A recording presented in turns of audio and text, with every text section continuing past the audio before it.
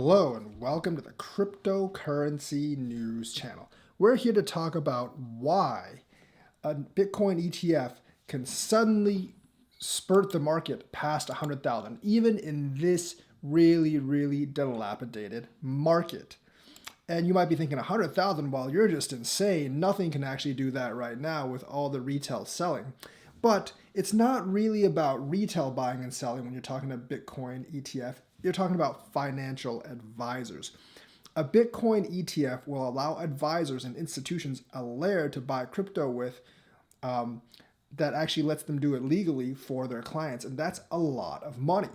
Now, the thing is, like, it doesn't really, and those people a lot of them will probably be buying spot. I don't think there's enough OTC to get all these financial advisors to buy via OTC. And even if that were the case, you would pretty much flood the OTC market with buys, and it would push the OTC price up, which would then force the spot price up too, because people are always going to buy essentially the cheaper of the two options. So eventually, like if you push up the OTC, then they're just going to buy spot, and they're going to buy the spot up eventually. So realistically, like if you have just like billions and billions of dollars worth of buying of Bitcoin coming up, that will flood the market and it can easily push it above 100K. And the reason why I'm saying this is they did a survey of financial advisors, and over 75% of them in the survey said they would actually use client funds to invest a portion of their funds in Bitcoin. Now, financial advisors in the United States are a really big thing. Many people go to financial advisors. Many fat cats go to financial advisors. And many like well-to-do like millionaires that you don't know or that are actually millionaires go to financial advisors as well. They also do some retirement planning.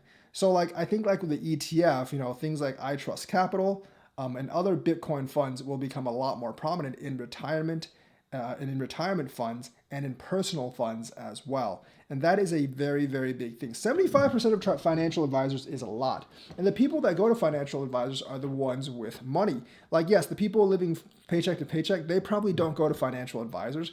But realistically, like they don't have that much money to invest in crypto anyways. Like we're talking about people that can invest at least 5 figures, if not 6 figures, into crypto because they actually have the funds to do so.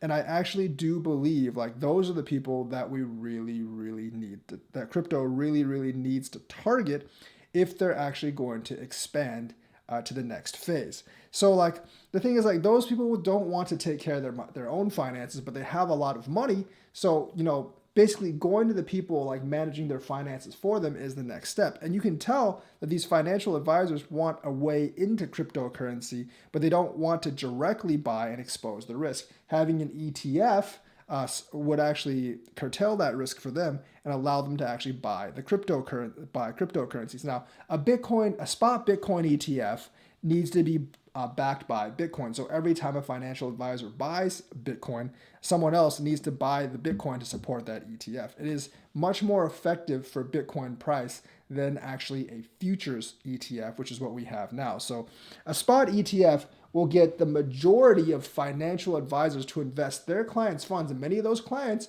have hundreds of thousands or millions of dollars under investment into Bitcoin. Now, obviously, not all of it's going into Bitcoin, but for someone with $100,000, they might invest in $5,000, $10,000 into Bitcoin, and just imagine hundreds of thousands of those people coming in all at once, because a lot of these guys are just waiting on the sidelines, waiting for this ETF to come across. So this ETF alone could spurt it past 100,000.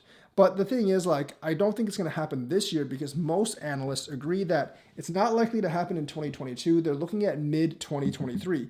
Gary Gensler is not very friendly towards a spot ETF. He really likes the futures ETF. I really don't understand why, because I think the futures ETF is much worse in terms of manipulation than the spot ETF. Because the spot ETF, you actually need to back with physical Bitcoin, whereas the futures ETF, you just need to back with futures contracts. And I think that's much more easy to manipulate than a spot Bitcoin ETF. So I don't know if Gary Gensler's like working for the banks or whatever. His reasoning honestly makes no sense at all. I don't think a futures ETF is any more safe than a spot ETF. I think it's just even more prone to manipulate the market than a spot ETF. But the thing is, like, yeah, the spot ETF, really big deal. A lot of financial advisors are waiting for it. So if you want Bitcoin to get past 100K, that's the way to do it. You need to ram the SEC with the comments on their comment page and tell them to actually advance the spot ETF, because that's how we're going to moon. So that's the news for today. Let me know what you think. Like and subscribe and hit that bell notifications button. Thank you and have a nice day.